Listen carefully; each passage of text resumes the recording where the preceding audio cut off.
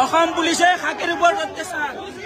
Guys অসমৰ অংগনবাদী কৰ্মী সহায়িকাসকলৰ লগতে এইবাৰ মানে অসমৰ যি প্ৰশিক্ষণপ্ৰাপ্ত অসম আৰক্ষীৰ গৃহৰক্ষী জোৱান আছে, এই গৃহৰক্ষী জোৱানসকলে আজি গুৱাহাটী কপালে তাৰমানে তেওঁলোকে মানে ধৰ্মঘট কৰি, কিয়নো শৰৎকালীন বাজেট অধিৱেশন অসমত ইতিমধ্যে অনুষ্ঠিত হৈ আছে। এই গৃহৰক্ষী জোৱানসকলৰ মানে বহুত কেইটামান তেওঁলোকৰ দাবী আছে। যিহেতু অংগনবাদী কৰ্মী সহায়িকা, আশা কৰ্মী, ৰন্ধন কৰ্মীসকলেতো আজি তেওঁলোকৰ দীৰ্ঘদিনীয়া দাবী তাৰমানে চৰকাৰৰ ওচৰতো ৰাখিছে। এতিয়া মানে ইয়াৰ লগতে মানে গৃহৰক্ষী জোৱানসকলৰ মানে ইতিমধ্যে আৰম্ভ কৰি দিছে। আজিৰ ভিডিঅ'ত মই এই আন্দোলন, ধৰ্মঘট, মাননি বৃদ্ধি এই বিষয়ে অকণমান মই ভিডিঅ'টো আপোনালোকৰ ওচৰলৈ লৈ আনিছোঁ।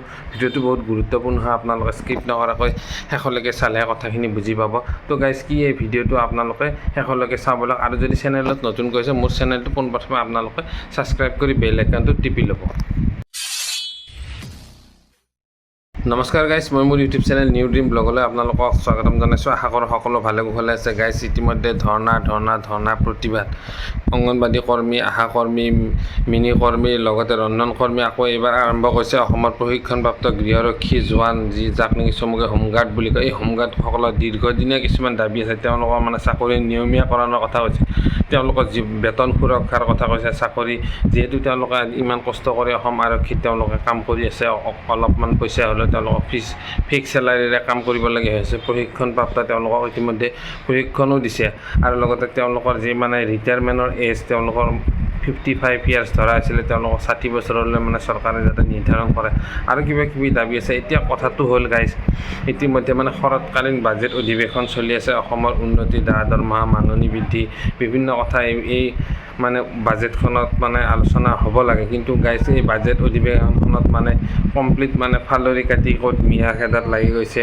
মানে কমপ্লিট বিপৰীত ফালে যাব ধৰিছে, আৰু মানুহসমূহ কমপ্লিট মানে ডাইভাৰ্ট হৈ গৈছে। নহ'লে মানে মানুহবিলাকে হাল্লা চিল্লা কৰিব। ইতিমধ্যে সকলোৱে ৰেডি হৈয়ে আছে। অংগনবাদী কৰ্মী সহায়িকাসকলে খুব মানে কম দিনতে মানে ধৰ্ণা প্ৰতিবাদ আৰম্ভ কৰিব। তেওঁলোকৰ যিহেতু মাননি বৃদ্ধিৰ কথাটো ইতিমধ্যে নক'লে, অজন্তা বাইদেউ ৰিটায়াৰমেণ্টৰহে কথা ক'লে, মানুহ জীয়াই থাকোঁতে নিদিয়ে, মানে মৰাৰ পিছতহে পইচা দিব। এতিয়া আকৌ গৃহৰক্ষী জোৱানসকলে মানে গুৱাহাটী একেবাৰে আজি কপাই দিছে। গুৱাহাটী তেওঁলোকক এৰেষ্ট কৰি ইতিমধ্যে কাহিলীপাৰা 10 এম্ফিবিয়ান বেটেলিয়নত তেওঁলোকক লৈ যোৱা হৈছে, আৰু তেওঁলোকক ইতিমধ্যে আটক কৰি ৰাখিছে।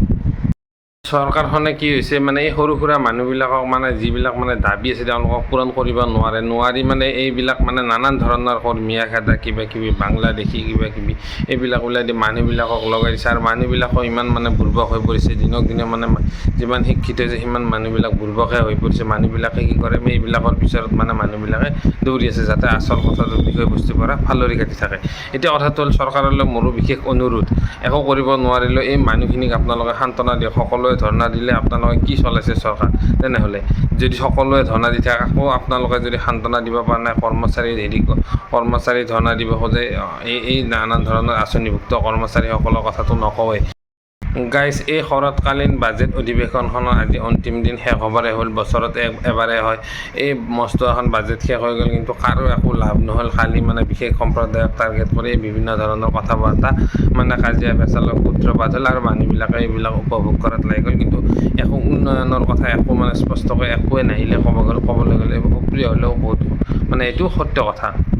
তো গাইজ ভিডিঅ'টো যদি ভাল লাগিছে, কিবা যদি ইনফৰমেশ্যন লাভ কৰা বুলি ভাবিছে, তেন্তে মোৰ চেনেলটো ছাবস্ক্ৰাইব কৰি বেল আইকনটো টিপিবলৈ আপোনালোকে নাপাৰিব, আৰু লগৰ বন্ধু বান্ধৱীসমূহক ভিডিঅ'সমূহ শ্বেয়াৰ কৰিবলৈ নাপাৰিব, যাতে ইনফৰমেশ্যনটো সকলোৱে লাভ কৰিব পাৰে। আজি ভিডিঅ'টো মই ইমানতে সমাপ্ত কৰিছোঁ। তেতিয়ালৈকে চাই থাকক মোৰ এই নিউ ড্ৰিম ব্লগ চেনেলটো, আৰু ভাল ভাল ভিডিঅ' আপোনালোকৰ যিকোনো সমস্যা মই মানে ৰাইজৰ মাজত দাঙি ধৰিবলৈ যত্ন কৰিম। তো গাইজ তেতিয়ালৈকে চাই থাকক মোৰ এই নিউ ড্ৰিম ব্লগ চেনেলটো। গতিকে আজিলৈ ইমানতে পায়।